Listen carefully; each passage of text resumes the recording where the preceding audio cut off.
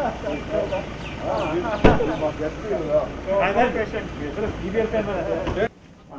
Meeting పెట్టాలని చెప్పి ఆదేశించున్నారు. దానికోసం ఈ మీటింగ్ పెట్టడం జరిగింది. సార్ ఇప్పుడు అలాగే నాగార్జున సాగర్ ప్రాజెక్ట్ నుంచి నీటి విడుదల ఇప్పుడు దాకా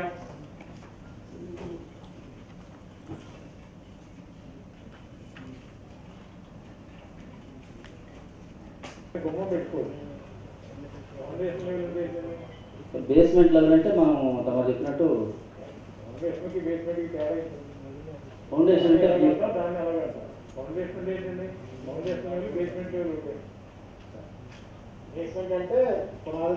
అంటే రెండు కోఆర్డినేషన్ టైంలో లేదంటే ఒక్కోసారి సిమెంట్ వచ్చినాక మొత్తం సిమెంట్ మొత్తం ఆర్బీకే లేని తెలపరపాడు కానీ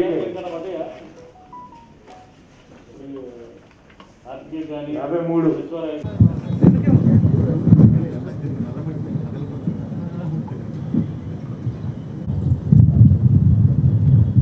ప్రింట్ అండ్ ఎలక్ట్రానిక్ మీడియా సోదరులందరికీ కూడా నా ఉదయపూర్వక నమస్కారాలు.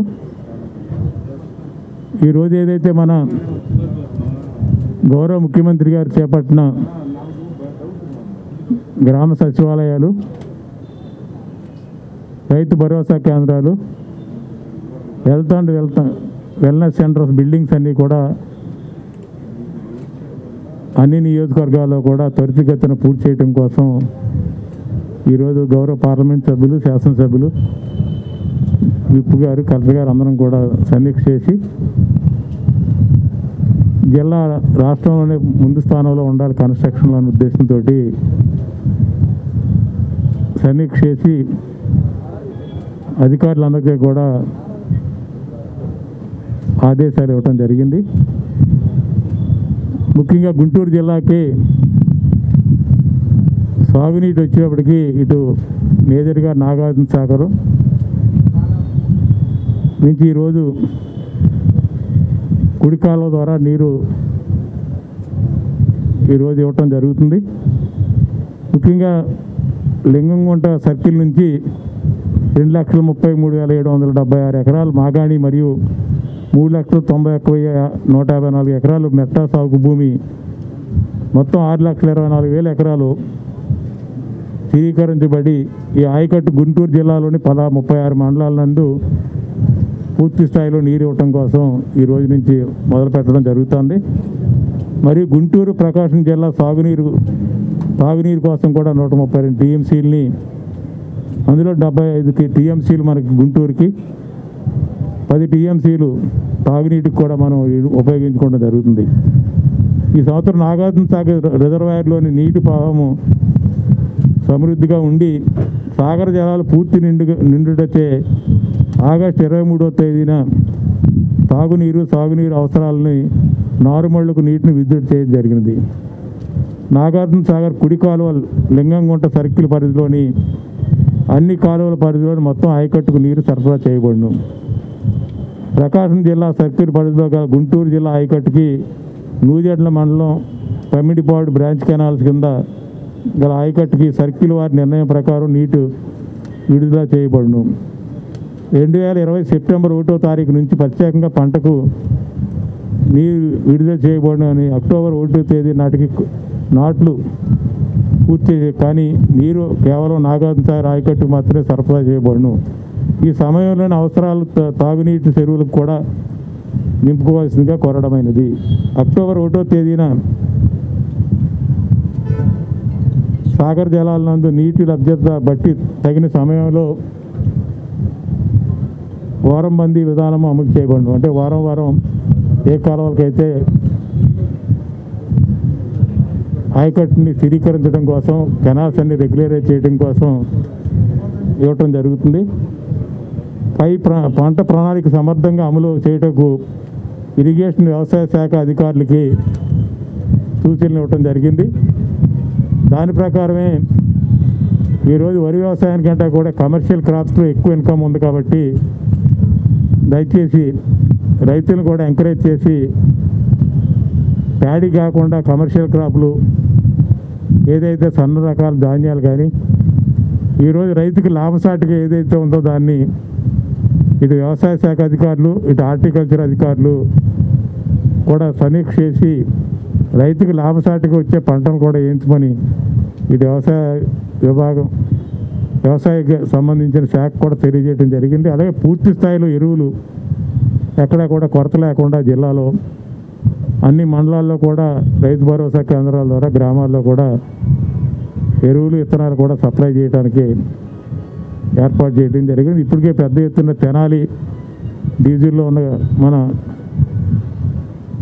ప్రకాశం బ్యారేజ్ నుంచి ఇప్పటికే పూర్తి స్థాయిలో నీరు కూడా మనం ఇవ్వటం జరుగుతుంది.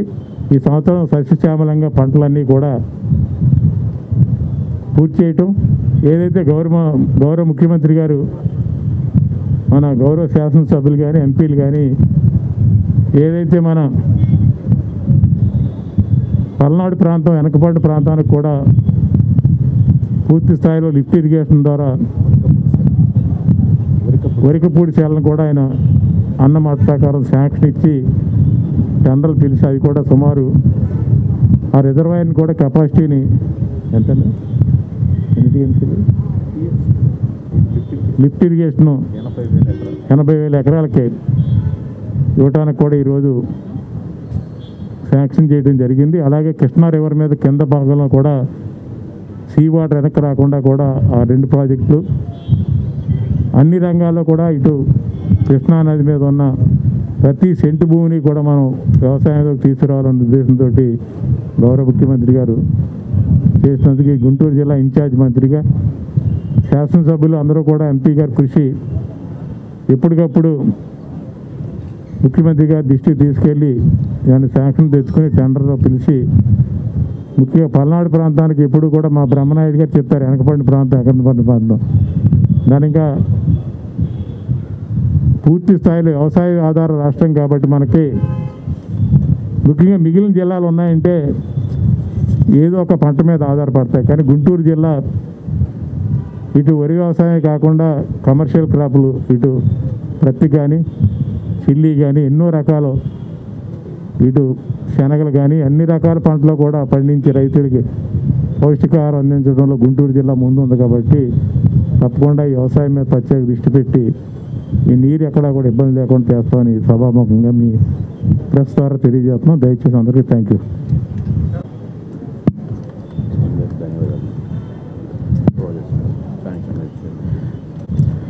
ముఖ్యంగా పల్నాడు ప్రాంత రైతాంగం తరపున అలాగే మా ఎంపీ గారు కృష్ణదేవరాయల మేము ముగ్గురం కూడా గౌరవ ముఖ్యమంత్రి గారికి మా ప్రాంత రైతుల తరపున హృదయపూర్వకంగా ధన్యవాదాలు తెలియజేస్తూ ఉన్నాం. ఎందుకంటే 70 సంవత్సరాల నుంచి వరకపుడిచల ప్రాజెక్టు కోసం చాలా పోరాటాలు చాలా ఉద్యమాలు జరిగిన పరిస్థితి. ఎలక్షన్స్ ముందు ఏమైతే చెప్పారో జగన్మోహన్ రెడ్డి గారు ఖచ్చితంగా మనం అధికారంలోకి వస్తే పల్నాడు రైతుల చిరకాల కోరిక వరకపుడిచల ప్రాజెక్టు ఖచ్చితంగా కూడా అది పూర్తి చేసి రైతులకు అందించి అక్కడ తాగునీరు సాగునీరు రెండు కూడా ఇబ్బంది లేకుండా చూస్తామని మాట ఇచ్చారు. దాని ప్రకారమే మొన్న బడ్జెట్లో వరకపుడిచల ప్రాజెక్టు గురించి పెట్టడం జరిగింది. ఈరోజు 1273 కోట్ల రూపాయలు ఈరోజు పూర్తి స్థాయిలో, ఎందుకంటే వెల్దుర్తి దుర్గి బొల్లాపల్లి 2 నియోజకవర్గాలకు సంబంధించి వినుకొండ మాచర్ల 2 నియోజకవర్గాలకు సంబంధించి ఆ ప్రాంతంలో రైతాంగానికి పూర్తిగా ఉపయోగపడే విధంగా కూడా పూర్తి స్థాయిలో ఇది లిఫ్ట్ ఇరిగేషన్ కూడా పూర్తి స్థాయిలో కేబినెట్ కూడా ఆమోదం తెలిపారు. వాళ్ళందరికీ మా అందరి తరఫున కూడా ముఖ్యమంత్రి గారికి మరొకసారి హృదయపూర్వకంగా ధన్యవాదాలు తెలియజేసుకుంటూ, ఎందుకంటే ఇదే ప్రాజెక్ట్ గురించి గతంలో కూడా మన జెడ్పీలో కూడా మీటింగ్లో కూడా ప్రస్తావన జరిగింది. చాలాసార్లు చెప్పారు ఇది ముందుకు పోవట్లేదని, గతంలో కూడా చెప్పాం. దానికి ప్రాజెక్టు సంబంధించి కూడా మన ఇన్ఛార్జి మినిస్టర్ గారు కూడా సీఎం గారి దగ్గర ప్రస్తావన చేసి ఏది ఏమైనా కూడా మా ప్రాంత ప్రాజెక్టు రావడానికి కృషి చేసిన మా తోటి సహచర ఎమ్మెల్యేలందరికీ కూడా నేను హృదయపూర్వకంగా ధన్యవాదాలు తెలియజేస్తున్నాను. Thank you. రైతుల వైపు నుంచి ముఖ్యమంత్రి గారికి ప్రత్యేకంగా ధన్యవాదాలు తెలియజేసుకుంటా ఉన్నాం. ఏదైతే ఎలక్షన్స్ ముందు మాట ఇచ్చారో పల్నాడు ప్రాంత ప్రజలకి వరికి పుడిసేలా చేసి చూపిస్తామని చెప్పి అది ఈరోజు బడ్జెట్లో కేటాయింపులు కూడా చేయడం జరిగింది. ఇప్పటికి కూడా రైట్ కెనాల్ వచ్చినా కానీ వాళ్ళ కళ్ళ ముందు నీళ్ళు వెళ్తున్నా కానీ తీసుకోలేని పరిస్థితి ఇప్పుడు కూడా పల్నాడు ప్రాంతంలో చూస్తూ ఉన్నాం. దాన్ని తొలగించాలంటే ఈ వరికి పుడిసేల లిఫ్ట్ ఇరిగేషన్తో నీళ్లు తీసుకొస్తేనే పని అవుతుందని చెప్పి ముఖ్యమంత్రి గారు భావించి ఈరోజు శాంక్షన్ చేయడం జరిగింది. దానికి ధన్యవాదాలు తెలియజేసుకుంటా ఉన్నాం. దీనికి నెక్స్ట్ స్టెప్ అయితే ఫారెస్ట్ క్లియరెన్స్ తీసుకోవాల్సిన అవసరం ఉంది. ఈ టైగర్ రిజర్వ్లో ఉంది కాబట్టి అది సెంట్రల్ గవర్నమెంట్కి పంపించాల్సిన అవసరం ఉంది. దాదాపుగా 50 హెక్టేర్ల దాకా దీనికి పర్మిషన్ 20 హెక్టార్లు దాదాపు 50 ఎకరాల దాకా ఫారెస్ట్ క్లియరెన్స్ తీసుకోవాల్సిన అవసరం ఉంది. దానికి పంపించవలసిన అవసరం ఉంది.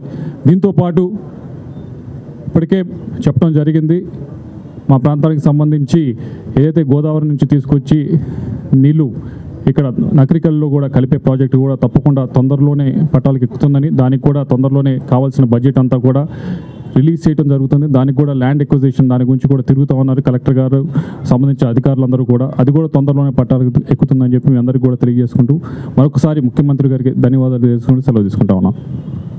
నేను కూడా ఈరోజు వినుకొండ మాచర్ల వెనకబడ్డ ప్రాంతం అని గుర్తించి ఈరోజు వరికి పుడిసేల ఆ ప్రాజెక్ట్ని మాకు మాచర్లకు కానీ అది ఎల్దుర్తి మండలం, దుర్గి మండలం, బొల్లాపల్లి మండలానికి ఇవ్వటం చాలా సంతోషం. ఈ సందర్భంగా వాస్తవం చెప్పాలంటే వైఎస్ జగన్మోహన్ రెడ్డి గారికి, ముఖ్యమంత్రి గారికి ఏమిచ్చి మా వినుకొండ ప్రాంత ప్రజల రుణం తీర్చుకుంటారంటే నాకు 29,000 మెజార్టీ ఇచ్చి మరి నన్ను గెలిపించి నాకు ఈ అవకాశం కల్పించినందుకు వారికి వినుకొండ ప్రాంత ప్రజలకి ఈ వరికి పుడిసేల ప్రాజెక్టును అందించడం జరిగింది. అదేవిధంగా మాచర్ల ప్రాంత ప్రజలకు కూడా. అయితే ఒక్కటి మట్టికి వస్తామండి, నేను రోజు గుంటూరు రాను, మీ కాడికి రోజు వచ్చడం మాకు ఓడిపోయిన ఎమ్మెల్యే జీవీఎస్ ఆంజనేయులు రోజు వచ్చి ఓకదప్పుడు మాటలు ఉత్త మాటలు చెప్పడం తప్ప అతని సమయంలో అతని టైంలో 10 సంవత్సరాలు శాసనసభ్యుడిగా ఉండి ఒక్క చిన్న పని చేసినటువంటి పరిస్థితి లేదు. అదేవిధంగా చంద్రబాబు నాయుడు గారు కూడా వినుకొండ ప్రాంతానికి చెప్పుకోదగింది ఒక్కటంటే ఒక్కటి కూడా ఈ రోజుకి చేసిన పరిస్థితి లేదు. వాళ్ళు ఈరోజు ఏదో విధమైనటువంటి గౌరవ ముఖ్యమంత్రి జగన్మోహన్ రెడ్డి గారిని ఏ విధంగా చూసినా కూడా ఆయన పూర్తి స్థాయిలో అభివృద్ధి చేస్తున్నటువంటి పరిస్థితి చూసి భయభ్రాంతులయ్యి ఏదో ఒక ఎలిగేషన్ తీసుకురావడం తప్ప వాళ్ళు చేసింది ఏమీ లేదని ఈ సందర్భంగా తెలియపరచుకుంటూ మనస్ఫూర్తిగా గౌరవ ముఖ్యమంత్రి గారికి మా వినుకొండ ప్రాంతం నుంచి, మాచర్ల ప్రాంతం నుంచి ధన్యవాదాలు తెలియపరచుకుంటూ మీ అందరికీ ఒక్కటే మాట చెప్తున్నాను. రోజు చెప్తుడు 100 ఎకరాలు బ్రహ్మనాయుడు గారు తీసుకున్నాడు. నా 100 ఎకరాలు ఎకరం 50 లక్షల రూపాయలు ఖరీదు చేసేటువంటి పొలాన్ని నేను పేద ప్రజలకి 18 లక్షలకు ఇచ్చాను. మంత్రి గారి ఆలోచన మేరకు మంత్రి గారు మీరు ఇవ్వాల్సిందేనంటే ఇచ్చాను. మీ అందరికీ తెలియదు, ఇక్కడ ఉండి నిజమే కావాలనుకుంటారు. చాలామంది మిత్రులు నన్ను మీడియా మిత్రులు అడిగారు.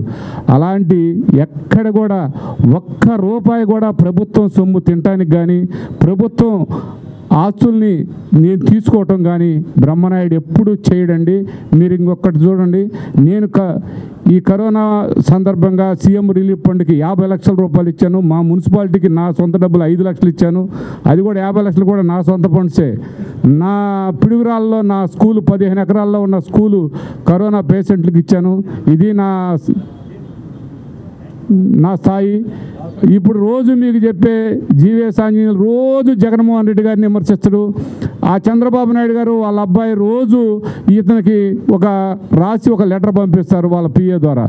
ఇవి చెప్పడానికి తప్పక ఉపయోగం అయ్యేది ఒక్కటి చేసిన పరిస్థితి లేదు. ఇవాళ జగన్మోహన్ రెడ్డి గారు ఏమిచ్చి వినుకొండ ప్రాంత ప్రజల రుణం తీర్చుకోగలరు ఆయన్ని? ఇవాళ అలాంటి అవకాశం మాకు కల్పించాడు. కనీసం అండి మీ అందరికీ ఒకటి చెప్పాలి, తాగటానికే నీళ్ళు ఇవ్వండి. తాగటానికి నీళ్ళు లేకపోతే వరిగపుడిసేల గల్ల పారుతున్నప్పుడు చూస్తే రేపొద్దున చంద్రబాబు నాయుడు గారు, ఈ జీవీఎస్ ఆంజనేయులు గారు తలకాయ ఎక్కడ పెట్టుకుంటారు?